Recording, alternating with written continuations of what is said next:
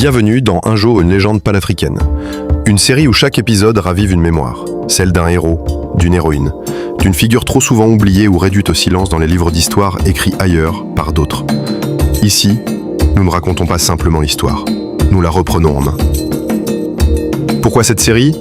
Parce que l'Afrique n'a pas attendu la permission de qui que ce soit pour produire des esprits brillants, des guerriers farouches, des bâtisseurs de nations. Parce que nos ancêtres ne furent pas que victimes, ils furent aussi des résistants, des stratèges, des penseurs et des géants. Dans chaque épisode, nous te racontons le parcours d'un personnage africain ou afrodescendant qui a marqué l'histoire. Non pas celle que tu apprends à l'école, mais celle qui libère, celle qui inspire, celle qui réveille l'esprit. Aujourd'hui, cap sur le Sénégal. Non pas pour parler de musique ou de soleil, mais pour rencontrer un homme qui a combattu une autre forme de domination. Pas avec une machette, ni avec une armée, mais avec des idées, avec la vérité. Son nom, Cheikh Anta Diop.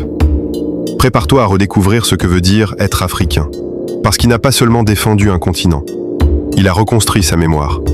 Et c'est peut-être la plus grande des révolutions. Cheikh Anta Diop naît en 1923 au Sénégal, dans un contexte colonial brutal. À cette époque, l'Afrique est réduite au silence, son histoire effacée, ses langues dévalorisées, ses peuples présentés comme des peuples sans passé. Mais Diop refuse cette version imposée. Très tôt, il comprend que le vrai champ de bataille, ce n'est pas seulement le politique, c'est le savoir. Il part étudier à Paris, à la Sorbonne. Il y étudie la physique nucléaire, l'histoire, la linguistique, la philosophie. Un esprit complet. Mais ce qu'il veut surtout, c'est prouver que l'Afrique a été le berceau d'une civilisation avancée. Il se penche alors sur l'Égypte antique. Et là, commence une révolution intellectuelle. Dans sa thèse, Diop démontre que l'Égypte pharaonique, celle des pyramides, des mathématiques, de la médecine, est-elle une civilisation noire. Pas blanche, pas sémitique, mais africaine. Une affirmation radicale à l'époque, qui choque l'intelligentsia occidentale. Pourtant, il ne parle pas avec émotion, il parle avec des preuves. Il utilise l'anthropologie, la biologie, la linguistique comparée pour montrer que les anciens Égyptiens étaient liés culturellement, physiquement et spirituellement au peuple d'Afrique noire. Mais il ne s'arrête pas là. Pour lui, reconnecter l'Afrique avec son passé glorieux, c'est la condition de sa renaissance. L'aliénation coloniale ne s'est pas faite que par les armes. Elle s'est faite par le mépris des cultures africaines, par la falsification des origines. Diop veut tout corriger. Il rêve d'une Afrique unie, forte, consciente de son histoire et de ses capacités. Il milite aussi pour la valorisation des langues africaines, indispensable selon lui pour bâtir une conscience collective. Car sans langue, il n'y a pas de pensée libre. Sans histoire, il n'y a pas de dignité. Sans science, il n'y a pas de développement.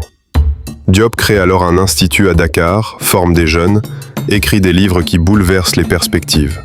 Son œuvre phare, Nation, nègre et culture, devient un pilier du panafricanisme intellectuel. Mais il est aussi combattu, marginalisé, accusé de faire de l'idéologie. Pourtant, il reste droit, calme, déterminé.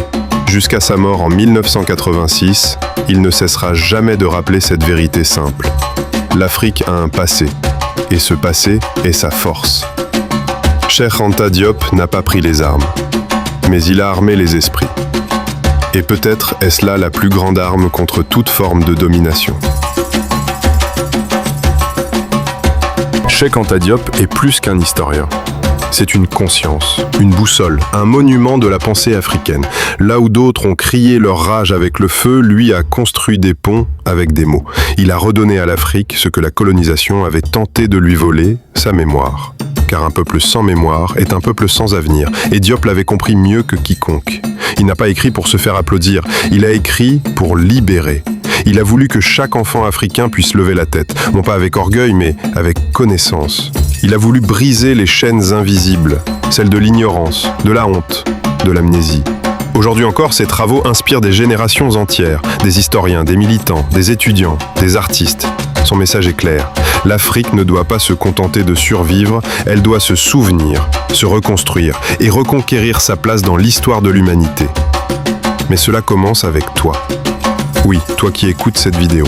Si cette histoire t'a touché, partage-la, commente, réagis. Dis-nous ce que tu as découvert, ce que tu as ressenti. Et surtout, dis-nous quelle autre légende panafricaine veux-tu voir dans le prochain épisode. Car ce combat n'est pas fini. Tant que nos écoles ne racontent pas l'Afrique aux enfants d'Afrique, tant que nos livres d'histoire n'incluent pas nos héros, tant que nos langues sont interdites dans nos universités, le combat de Diop reste d'actualité. Abonne-toi à cette chaîne, active la cloche, rejoins ce mouvement, celui qui refuse l'oubli, celui qui honore les siens. Nous ne cherchons pas à inventer des héros, nous voulons seulement nous souvenir, et en nous souvenant, construire un avenir. Cheikh Anta Diop, un nom, une mission, une légende. Et demain, une autre voix s'élèvera, un autre combat renaîtra, car l'Afrique n'est pas pauvre, elle est juste trop souvent oubliée. Mais chaque jour, une légende revient pour nous le rappeler. À demain pour un nouvel épisode de Un jour, une légende panafricaine.